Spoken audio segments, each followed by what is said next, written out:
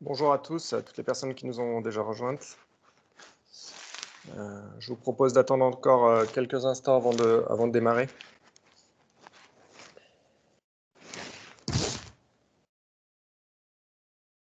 Donc les micros sont désactivés pour tout le monde. Je vous invite, si vous avez envie de participer, d'utiliser le chat de discussion directement.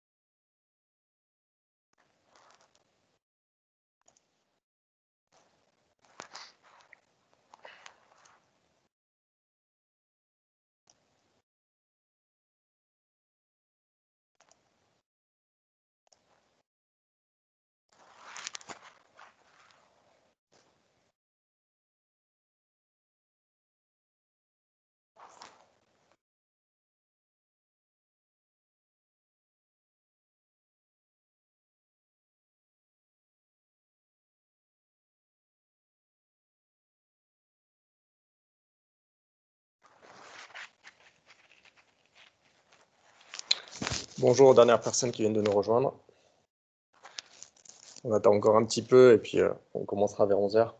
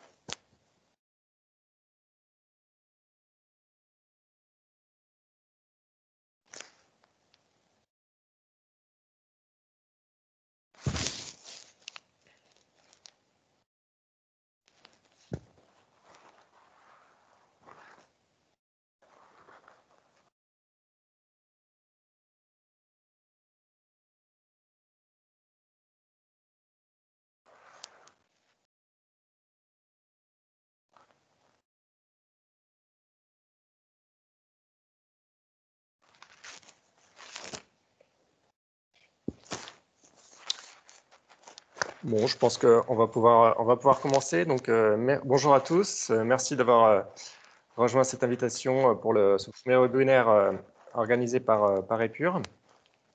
Comme je le disais un petit peu en préambule, les micros sont désactivés pour tout le monde. Donc, si vous avez envie d'échanger ou éventuellement de poser des questions, je vous invite à le faire par le chat de discussion. Voilà. Pour votre information, donc, le webinaire est enregistré. Afin qu'on puisse le rendre disponible par la suite, éventuellement aux personnes qui souhaiteraient le visionner. Donc la séance va s'organiser en deux temps. Dans un premier temps, il y aura la présentation des différents éléments à l'ordre du jour, donc sur ce webinaire dédié à la couverture et à la desserte en équipement dans le département de la Loire. Et puis, dans un second temps, je répondrai éventuellement à vos questions que vous pourrez poser par le chat. Donc, le webinaire qui nous regroupe aujourd'hui, donc dédié à la couverture à la desserte en équipement de la Loire, va porter sur une étude et une publication que l'agence a publiée en janvier, où on s'est intéressé à observer l'accès aux équipements du territoire. Donc, pour quelles raisons observer l'accès aux équipements? Dans un premier temps, c'était avec l'idée de comprendre et d'essayer d'analyser les déséquilibres territoriaux que l'on pourrait observer, mais également de comprendre et de voir si l'offre en équipement peut correspondre aux besoins de la population, et notamment par typologie de population, les populations âgées, les jeunes, les familles, et tout en allant au-delà de la seule observation de l'offre en transport. On est vraiment sur une description de l'offre en équipement et de voir si c'est corrélé aux possibilités d'accès de la population directement. L'autre objectif, c'était de développer un outil d'aide à la décision qui puisse nous servir dès à présent et dans des perspectives de futur d'accompagnement d'études. Et puis enfin, un point intéressant aussi, c'est que cet objectif, il a été proposé par le préfet de la Loire lors de la conférence des territoires algériens de 2020, où il avait été présenté une étude réalisée en partenariat par l'INSEE et la DDT qu'Épure avait accompagné, où il y avait eu des interrogations déjà sur l'accès aux équipements, mais réalisées à l'échelle communale. Et le préfet avait interrogé sur le fait de savoir s'il était possible de descendre à une échelle plus fine, plus micro. Et Épure, avait, par la voix de son directeur, avait répondu favorablement à cette demande. Donc, pour comment peut-on nous observer l'accès aux équipements, donc on va voir ça en trois axes aujourd'hui. Tout d'abord, on va vous présenter un petit peu la donnée d'entrée qui a été utilisée, donc à savoir la base permanente des équipements fournis par l'INSEE. Ensuite, on vous présentera comment mesurer cette accessibilité avec les outils disponibles à l'agence. Et enfin, on reviendra sur les différentes problématiques qui ont été observées et les questions qu'on a pu un peu se poser. Donc la donnée utilisée est donc la base permanente des équipements. C'est une donnée annualisée et distribuée en accès libre par l'INSEE, elle est gratuite. Les traitements qui vous seront présentés par la suite ont été réalisés sur le millésime 2018. Il faut savoir qu'il y a aujourd'hui le millésime 2019 qui est disponible et est accessible sur Internet, directement sur le site de l'INSEE. C'est une donnée qui recense environ 190 types d'équipements.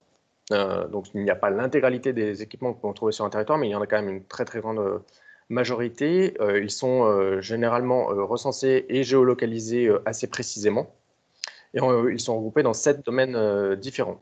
Donc les services aux particuliers, les commerces, les services de santé, l'enseignement, les transports et déplacements, tout ce qui est loisirs et culture, et enfin certains équipements dédiés au tourisme. Il y a deux grandes classifications qui sont proposées par l'INSEE, les gammes et les paniers. Donc je vais revenir plus en détail sur ce que ça concerne. Donc les gammes qui sont un peu plus connues et qu'on a plus l'habitude d'utiliser dans nos métiers, ce sont les 3 gammes de proximité, intermédiaire et supérieure, qui sont en quelque sorte construits autour de la rareté de présence de cet équipement. Ils sont utilisés notamment pour déterminer les pôles urbains ou les centralités dans des documents tels que les SCOT par exemple. Sur les 190 équipements à peu près que recense la base, il y en a 111 qui sont ainsi répertoriés par gamme. Donc sur les gammes de proximité, on va retrouver des équipements type boulangerie ou les écoles. Les équipements intermédiaires, on est sur des services tels que les services de vétérinaire, les collèges ou les supermarchés.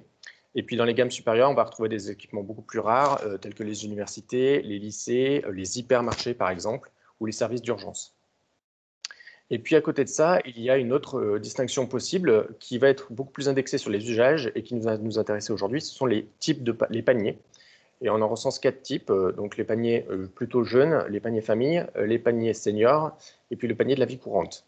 Donc là, on est beaucoup plus sur des paniers qui sont faits à valeur d'échantillons témoins, qui comptent entre 14 et 22 équipements, suivant le panier qu'on observe. Et on va vraiment s'attacher à observer des équipements dédiés et où il y a vraiment un usage et un besoin pour la population ciblée. Le panier le plus classique, on va dire, le plus commun, c'est le panier vie courante, qui regroupe 22 équipements et services, et où on est sur une fréquence d'usage et un besoin quotidien le plus important. Donc on va retrouver l'épicerie, le supermarché, éventuellement le service de police. Donc on est sur des usages qui ne sont pas forcément quotidiens, mais où la population pourra avoir accès le plus régulièrement possible.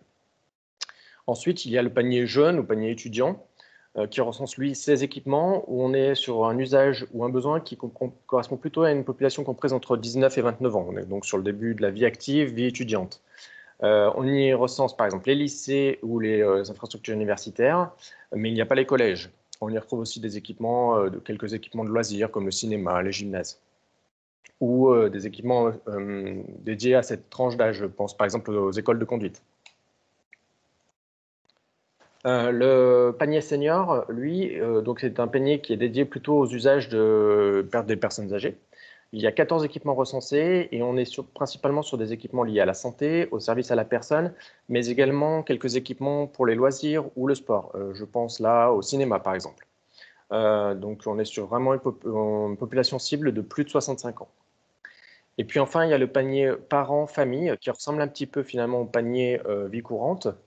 On est donc là sur 22 équipements et on est qui correspondent aux besoins d'une famille avec enfants de moins de 18 ans. Donc on va y retrouver les services d'aide à l'enfance, les crèches, les écoles, mais également quelques équipements nécessaires à une famille. On peut penser au gymnase, encore une fois les cinémas par exemple.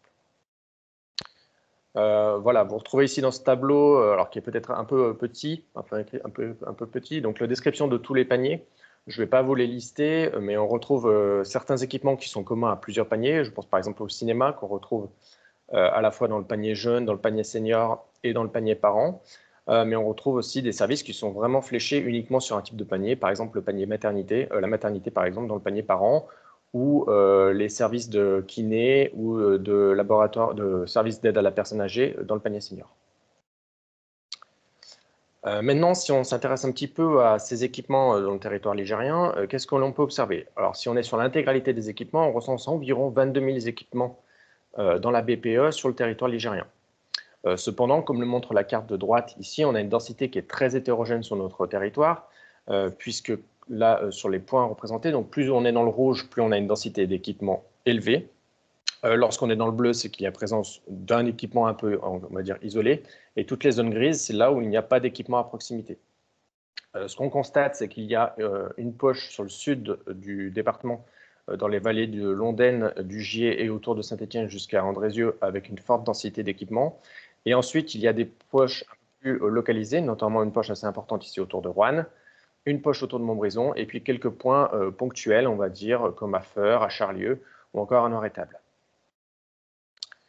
Le tableau ici regarde un petit peu par EPCI de notre territoire, comment, selon les paniers que je vous ai décrits tout à l'heure, ces EPCI se classent en fait par rapport à une moyenne régionale, à l'exception de Saint-Étienne Métropole, qu'on a comparé aux autres métropoles de la région, Grenoble, Lyon par exemple. Donc si on commence par Saint-Étienne Métropole, on voit que par rapport aux métropoles régionales, on est à peu près sur le même taux d'équipement pour 10 000 habitants. Saint-Étienne Métropole est légèrement au-dessus pour le panier jeune et pour le panier vie courante, et légèrement en retrait pour le panier senior. Pour l'ensemble du territoire ligérien, la communauté de communes qui offre finalement un service d'équipement pour 10 000 habitants le plus intéressant pour sa population, plus important on va dire plutôt, c'est la collectivité de Pays d'Urfé. On voit que sur les 4 paniers, on a un taux d'équipement supérieur à la valeur ligérienne. On constate que globalement, les petites collectivités ont un taux d'équipement assez intéressant et assez important par rapport à la moyenne ligérienne. Une seule collectivité est un petit peu en retrait, c'est la communauté d'agglomération de Loire-Forêt, où on est légèrement en retrait par rapport aux valeurs ligériennes sur l'ensemble des 4 paniers observés. Maintenant, je vais vous proposer de vous présenter rapidement comment on mesure l'accessibilité et quels sont les outils disponibles. Donc, il faut savoir qu'à Epure, on a différents outils d'accessibilité et que l'idée ici, dans les traitements dont on avait besoin, c'était de réussir à associer ces outils avec le carroyage de l'INSEE qui nous permettait notamment d'avoir des données sur la population et sur la démographie. Donc, nous avons 2 outils disponibles, Network Analyst, qui est un outil lié aux outils SIG, notamment la gamme Esri, et puis un outil qu'on appelle l'outil accessibilité, qui est associé au modèle des déplacements. Donc, l'outil Network permet d'avoir une échelle de traitement à façon, on est libre. Généralement, on la construit autour de la BD topo, donc données IGN, mais on pourrait la construire autour de tout type de réseau routier ou réseau piéton que l'on peut dessiner. On peut utiliser le mode voiture, le mode piéton, voire éventuellement le mode vélo en paramétrant des vitesses de déplacement. C'est un paramétrage assez simple avec un outil assez facile d'utilisation. Et puis à côté de ça, donc, il y a un autre outil, donc l'outil accessibilité. On est sur une échelle qui va du SCOT Sud-Loire à l'approche Haute-Loire jusqu'à la région lyonnaise. On est principalement sur 3 modes, voiture, piéton, mais surtout en plus, il y a le mode TC, donc transport en commun, avec une description assez très précise de la fréquence, de l'usage, enfin de tout le mode TC. qui permet une modélisation assez précise de ces temps de rendu. Le paramétrage est plus complexe. Par contre, c'est vraiment un outil très précis sur les comparaisons entre les trois modes.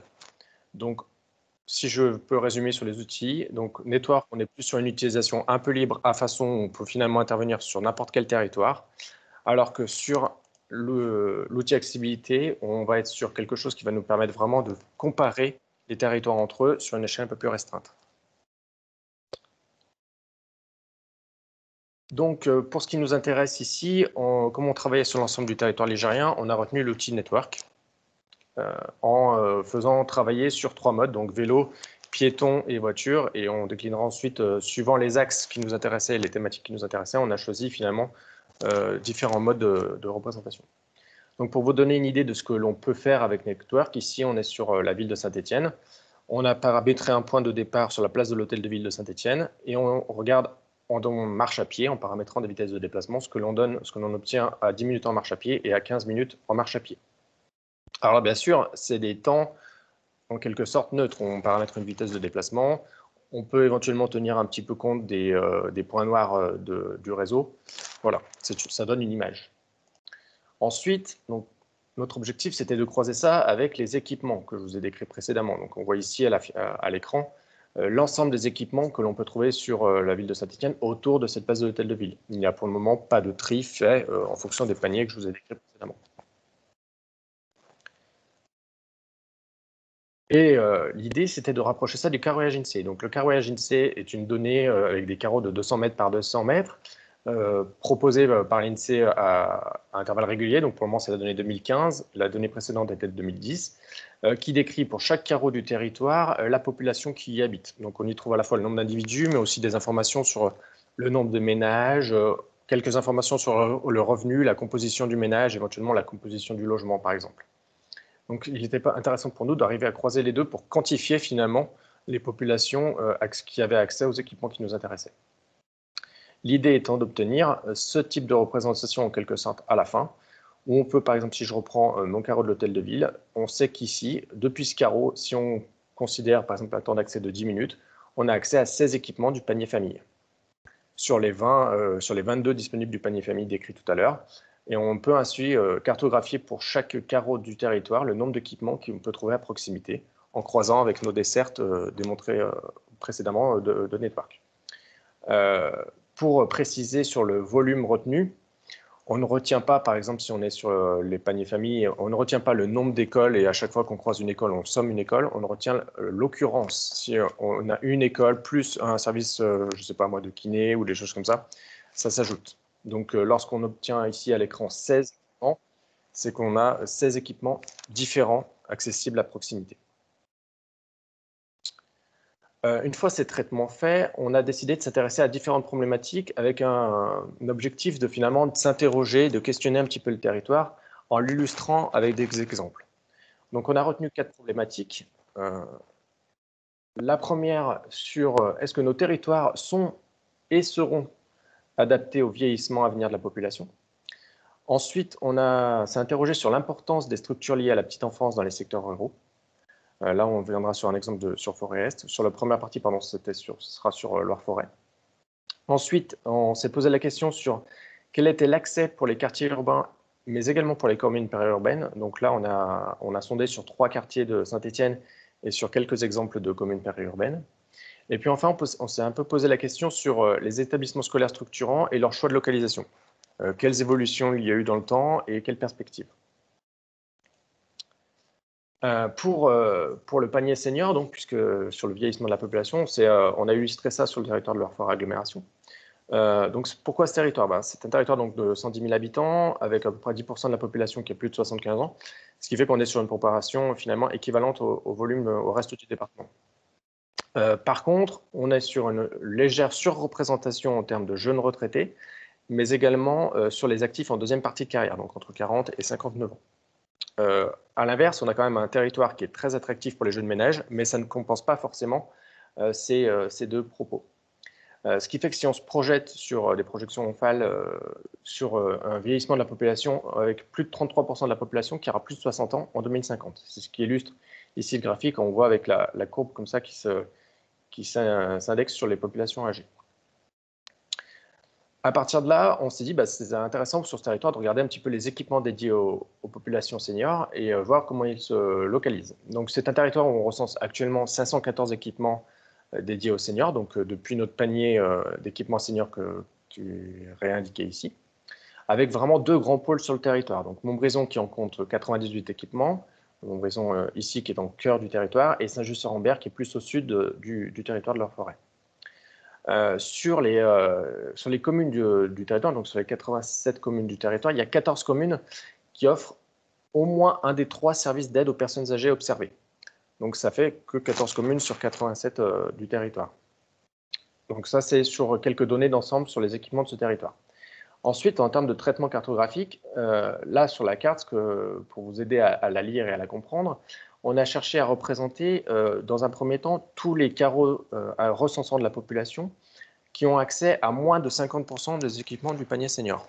Donc on est sur les territoires où il y a déjà un certain nombre d'équipements qui ne sont plus accessibles. Donc tous les carreaux où il y a de la couleur, c'est les carreaux où il y a une partie de la population qui n'a pas accès à la moitié des équipements seniors. Et ensuite, on a coloré ces carreaux en fonction de la part de population âgée qu'on peut y recenser. Donc plus les carreaux sont rouges, voire bruns, plus les carreaux, on est sur des carreaux à population âgée. Donc des carreaux qui vont accumuler à la fois le fait d'être sur des populations âgées, plus peu de disponibilité à 10 minutes en voiture des équipements qui leur sont dédiés en quelque sorte. Ce qui donne ce volume, on est à 45% de la population je reprends, excusez-moi, 45% de la population senior qui a accès en 10 minutes de voiture à moins de 75% des équipements observés. On est allé un petit peu plus loin dans la démarche et dans la réflexion en se posant la question de l'accès piéton. C'est-à-dire qu'avant, on était sur un accès voiture. Et qu'est-ce qui se passe si finalement on se contente d'un accès piéton? Et là, on se rend compte, donc sur la carte de droite, avec une représentation un petit peu différente, sur un accès piéton à 10 minutes, quand on est dans les zones grises ou dans les zones roses, on a accès à moins de 25% des équipements du panier senior. C'est seulement dans les zones orange ou rouge, mais rouge, il y en a très peu, qu'on est sur des zones où on a accès en moins de 10 minutes à plus de 50% des équipements seniors. On constate qu'il y a en fait essentiellement une poche autour de Montbrison, à Saint-Just-sur-Ambert, et voilà, sur le territoire, finalement, c'est très resserré en 10 minutes à pied. Ce qui fait qu'on a 85% de la population de plus de 60 ans qui ne peut pas accéder à la moitié des équipements en 10 minutes de marche à pied. On se retrouve donc sur un territoire où finalement l'usage de la voiture devient nécessaire et avec des populations qui finalement sont assez éloignées des équipements qu'ils pourraient avoir besoin. Ensuite, sur le panier famille, donc sur la deuxième thématique qui nous a intéressé, avec l'exemple donc sur la communauté de communes de Forest, on s'est intéressé à quelle pourrait être l'incidence, quels sont les besoins pour les paniers familles. Donc pourquoi le territoire de Forest? On est sur un territoire qui associe des petites communes rurales et quelques polarités. Polarités avec 2 pôles d'équipements principaux sur ce territoire, donc Feur au nord et Vauche au sud. On recense 234 équipements du panier famille, donc le panier famille dont vous retrouvez la liste ici à gauche. 53% de ces équipements sont repartis dans seulement 6 communes de ce territoire. Ce qui veut dire que les 36 autres communes du territoire se partagent seulement 100 équipements, les 100 équipements restants. Sur les communes de ce territoire, il y en a 38 qui disposent soit d'une école ou d'une crèche, donc on va dire d'un service d'accueil de la petite enfance. En plus de ça, donc sur ces 38 communes, il y en a 25 qui ne disposent que d'un ou 2 équipements du panier famille en plus de l'école ou de la crèche. Et il y a 2 tiers de ces communes qui disposent de moins de 5 équipements de la vie courante. Donc en fait, on a vraiment des polarités très localisées et ensuite des communes qui n'ont pas forcément beaucoup d'équipements pour répondre aux besoins du panier famille. Et l'exercice qu'on s'est tenté de faire, c'est de se poser la question de se dire, mais est-ce que ces territoires, finalement, qu'est-ce qui arriverait à ces territoires si les services scolaires venaient à fermer ou à disparaître? Avec des réflexions où on sait qu'actuellement, la tendance est plutôt quand même à des regroupements scolaires ou à faire des sortes de campus, si on peut dire. Donc sur la carte de gauche, vous avez une représentation de l'accès en voiture à 10 minutes sur l'ensemble du territoire du panier famille. Et puis sur la carte de droite, ici, vous avez le même exercice, mais où on a enlevé volontairement les services d'école et de crèche du panier famille. Ce qu'on le remarque, c'est que sur la carte de gauche, on voit qu'en fait, très bien la forte polarité, la forte polarisation des deux communes que sont Vauche et Feurs, qu'on a décrites précédemment. Et on voit que si, une fois qu'on a enlevé les écoles et les crèches, on se retrouve finalement avec toute une zone et toute une grande partie du territoire, notamment les communes rurales, où il n'y a plus grand-chose comme équipement disponible pour les familles. Ce qui pourrait amener une accentuation des distances pour aller déposer les enfants à l'école, par exemple, et pose des vraies questions sur la place de ces équipements dans la structure de ces petites communes. Et en quelque sorte, ça nous a amené à nous poser une question générale, en fait, en quelque sorte, à s'interroger sur quel développement doivent mettre en œuvre ces territoires, finalement un peu en cheval entre deux réflexions. Est-ce qu'ils sont dans une logique de devoir renouveler les centres-bourgs pour continuer d'attirer des jeunes familles et finalement préserver leur structure de recueil d'enfance? Ou à l'inverse, est-ce que ces territoires doivent évoluer sur une polarisation sur quelques entités urbaines, ce qui va entraîner de facto une augmentation des distances quotidiennes, mais également réduire les capacités de se développer en service des villages finalement éloignés des centres? Voilà donc ce que nous a amené cette réflexion sur ce panier et cet accès. Ensuite, je vous propose de passer sur le panier vie courante. Donc, sur le panier vie courante, on s'est attaché à regarder donc, les quartiers stéphanois en comparaison de certaines communes de périphérie, comme je vous le disais en préambule. Donc, on a observé 3 quartiers de Saint-Étienne, Moreno, La Métard et Bellevue. Donc, Moreno et La Métard étant des quartiers collinaires de la ville de Saint-Étienne. Et surtout, ces 3 quartiers sont plutôt des quartiers de périphérie. On ne voulait pas observer uniquement, stricto sensu, le centre-ville de Saint-Étienne. Ces quartiers plutôt de périphérie, là où c'était intéressant, c'est que par leur poids de population, il est possible de les comparer à des petites villes de nos territoires, comme Feurs, Moron, Sorbier, La Talaudière ou la Ricamarie, puisqu'on est sur des quartiers qui font entre 9 000 et 7 000 habitants à peu près. Donc sur les cartes ici, en représentation, vous avez ici le quartier de Moreno et puis ici en bas le quartier de La Métard et de Bellevue. Ce qu'on constate, c'est déjà que ce sont des quartiers forcément où l'accès est vraiment différent. Donc on est sur une représentation de l'accès piéton en 10 minutes et on va regarder donc, sur le nombre d'équipements disponibles sur le panier vie courante. On voit très bien, si je reprends ici la carte où il y a Bellevue et le quartier de La Métard, que le quartier de Bellevue, qui est orienté autour de la Grand Rue, dispose finalement d'énormément d'équipements de proximité, d'énormes équipements disponibles, avec notamment l'hôpital au cœur de ce quartier, mais également beaucoup de commerces. À l'inverse, les deux quartiers collinaires que sont Moreno ou La Métard, on voit qu'on est tout de suite plus éloigné des équipements, avec quand même certains équipements disponibles, mais très vite la nécessité d'utiliser un mode motorisé. Donc ça peut être un mode transport en commun, bien sûr, puisqu'on est sur des quartiers quand même qui ont une offre en transport en commun intéressante, ou sinon bien la voiture. Le petit graphique ici, on est sur une représentation, enfin on va chercher à comparer justement ces accès entre ces 3 quartiers et puis les communes que je vous ai citées précédemment. On voit que, en fait, on n'est pas du tout sur le même type de structure. On a le quartier de Bellevue qu'on a vu auparavant, qui est un petit peu notre quartier idéal, on va dire, en termes d'accessibilité aux équipements, si on peut dire comme ça, avec 51% de la population qui a accès à plus de 90% des équipements de la vie courante. Donc, on va dire un quartier qui bénéficie d'un très fort taux d'équipement. Et là où la structuration est différente entre les quartiers de périphérie tels que Moreno et La Métard, et les communes que l'on a observées, c'est qu'on constate dans les communes de périphérie qu'on a une part quand même assez importante de la population, généralement plus de 40% de la population, ici je prends les communes de Moron, La Talaudière, La Ricamarie et Feurs, qui ont accès à plus de 75% des équipements de la vie courante. Donc c'est un taux d'équipement très intéressant. À l'inverse, sur les 2 quartiers qu'on a précités, on n'a pas finalement ou très peu de nos habitants qui ont accès à plus de 75% de la population. On tombe très vite sur la tranche 50 à 75%, ce qui reste un taux tout à fait honorable.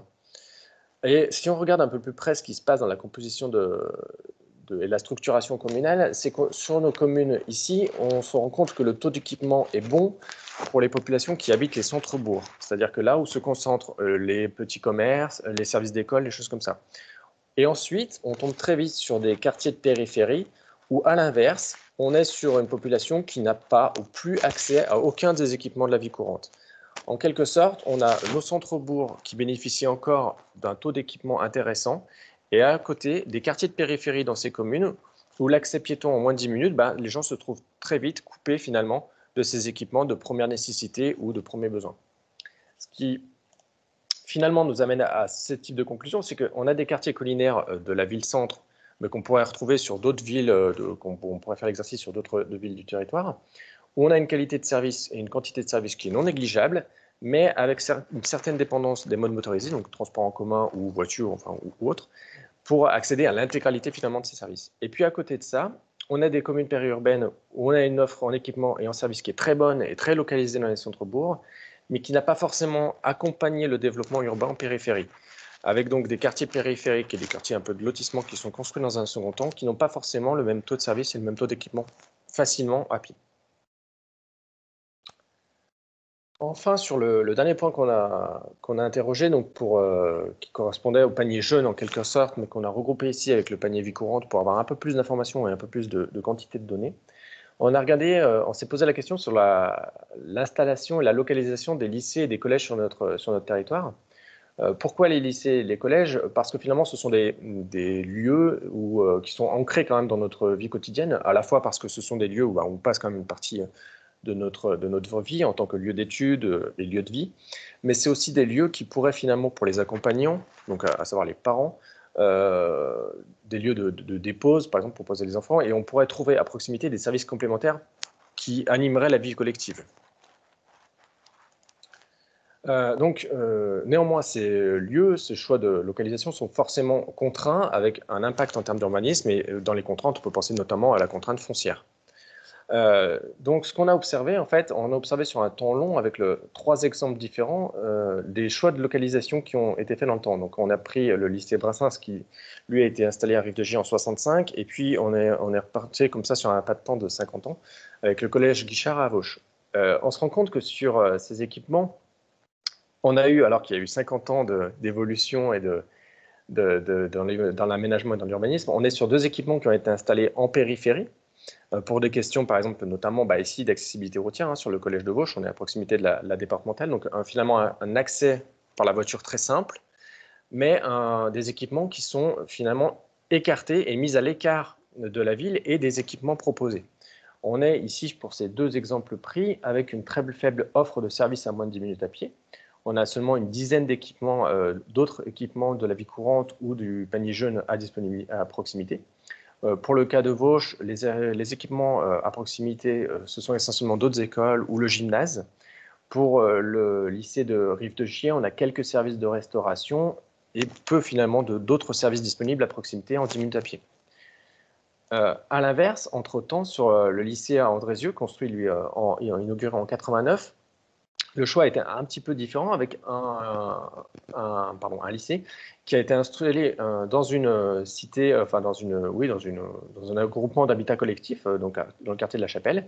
Et là, à l'inverse, on a près de 20% des équipements de la commune qui sont à moins de 10 minutes à pied du lycée, avec une vraie diversité, des services de médecins, d'infirmiers, des services de restauration, d'autres écoles. Donc finalement, je vais aller un petit peu vite. Ça pose un peu la question sur ces aménagements, finalement ces choix faits dans la localisation de ces équipements un peu structurants, entre les insérer dans le tissu urbain avec leur possibilité qu'ils soient des lieux de vie et des lieux d'échange collectif, et puis ou les choix de les mettre plutôt en périphérie pour des notions et des questions d'accessibilité et du coup d'usage de la voiture finalement pour y accéder. Pour conclure, donc finalement, on va retenir, la Loire est donc un département qui a une offre importante, mais disparate en équipement sur l'ensemble de son territoire, avec des vraies polarités qui se dégagent. On constate qu'il y a parfois un déséquilibre entre l'offre de services et de besoins avec les profils démographiques que l'on peut observer. Ce qui nous amène finalement à se poser des réflexions et quelques peut-être axes de travail sur la réponse adaptée à nos territoires au vu de la vieillissement possible de sa population. Comment préserver la vie scolaire dans les espaces ruraux en tant que cadre structurant pour ces communes et ces territoires. Comment favoriser et inciter au développement des quartiers urbains de périphérie, qu'ils soient finalement en milieu urbain ou sur des communes de périphérie. Et puis enfin, le rôle majeur que peuvent poser les équipements structurants pour densifier les complémentarités d'usage et inciter finalement à un accès peut-être un peu moins carboné. Voilà, donc pour aller plus loin, pour avoir plus d'informations, outre les questions que vous allez éventuellement pouvoir me poser, Je vous invite à revoir la publication qui est disponible sur notre site internet. Et puis, nous tenions à vous informer des prochains rendez-vous et des prochains webinaires qui vont vous être proposés. Donc, d'ici le 23 mars, un webinaire sur les grandes dynamiques économiques entre Lyon et Saint-Étienne. Le 1er avril, un webinaire sur les nouveaux découpages INSEE qui ont été mis à jour en fin d'année dernière.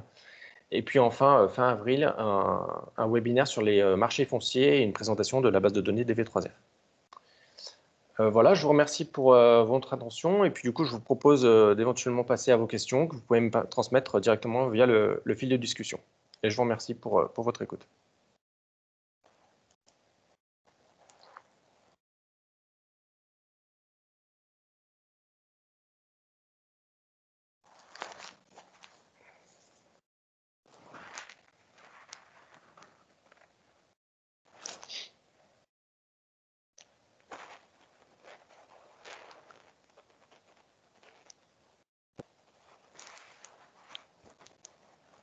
S'il y a besoin, pour les questions, hein, je peux revenir directement sur le... S'il y a une question sur une diapositive présentée, hein, je pourrais revenir directement sur la diapositive pour qu'on puisse la visionner avec la question dédiée.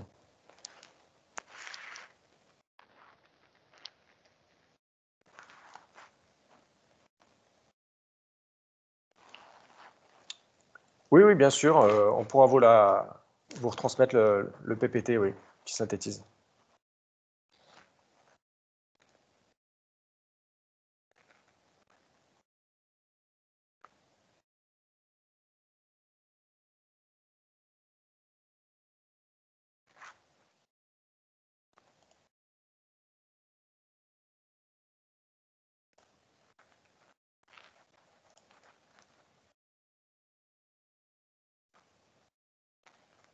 Merci, Émilie. Voilà, elle sera disponible oui, donc, sur notre site internet. Et je pense qu'on renverra dans le même lien le lien directement vers la publication également.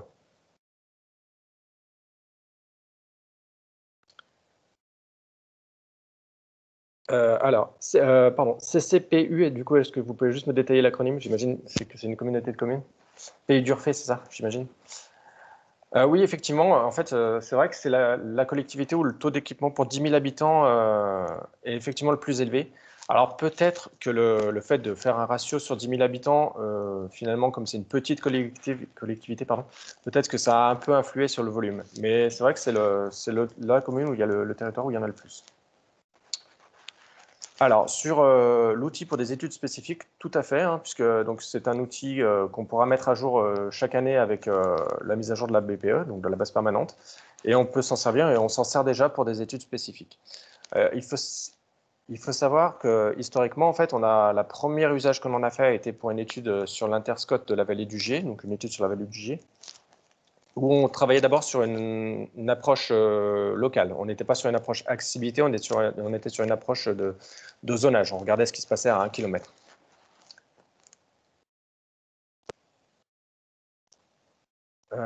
Oui, donc du coup, comme disait Émilie, la présentation sera disponible et on la mettra en ligne sur notre site internet et puis éventuellement on vous la renverra par mail.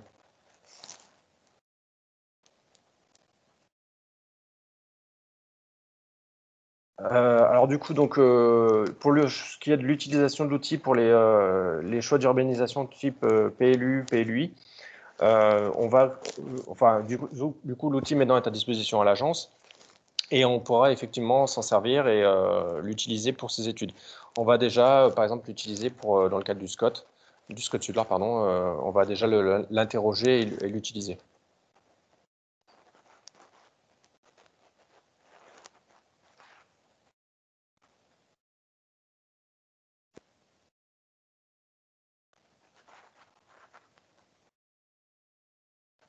Merci pour vos derniers messages.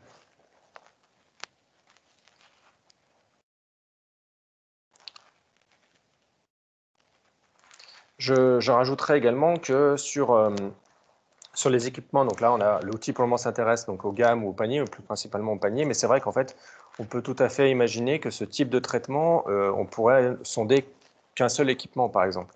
C'est le genre de choses que l'on pourrait tout à fait envisager, avec des développements forcément à associer, mais on n'est pas obligé de se restreindre à ces paniers, à ces gammes, on pourrait tout à fait utilisait. Merci Ludovic, oui, pour ta précision. Il me semble, si je ne dis pas de bêtises, il me semble que c'était sur la Talaudière que ça a été utilisé.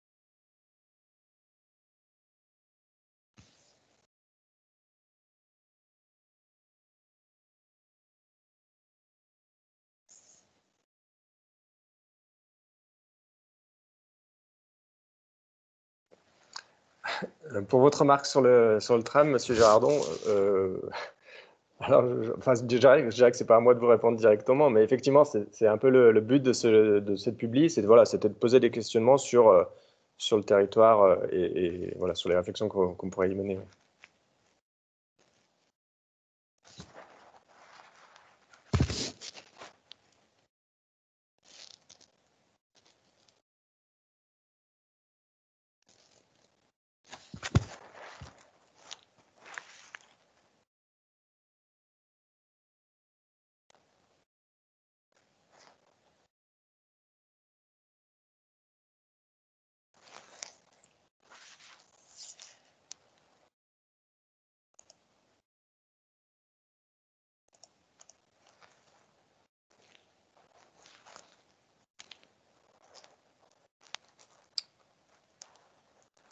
Alors, par rapport aux galeries, vous voulez dire galeries commerciales?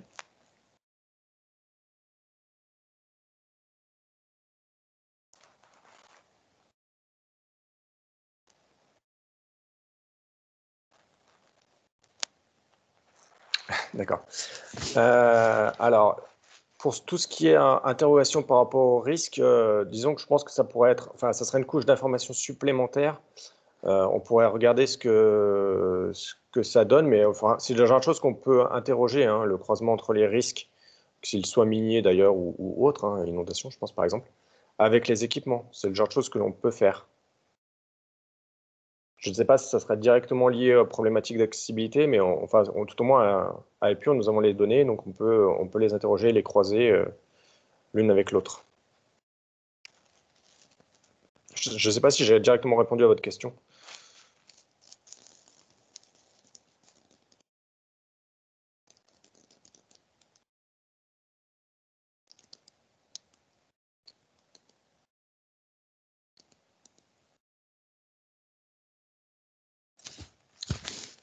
Voilà, bah, je ne sais pas s'il y a d'autres questions. Sinon, je vais... Merci, bonne journée également.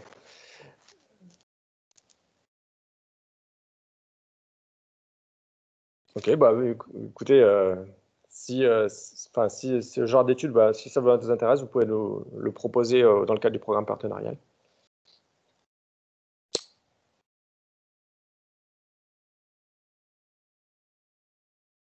Alors les cartes, globalement, vous les retrouverez dans la publication, donc qui est disponible sur notre site, et puis vous les retrouverez aussi dans le PowerPoint qu'on vous communiquera. Après, si directement vous avez besoin des cartes, vous pouvez directement me contacter et on verra si je peux vous les transmettre.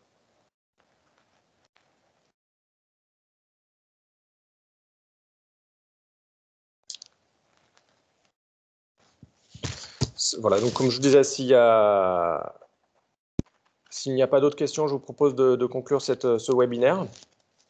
Je vous remercie encore une fois pour votre participation.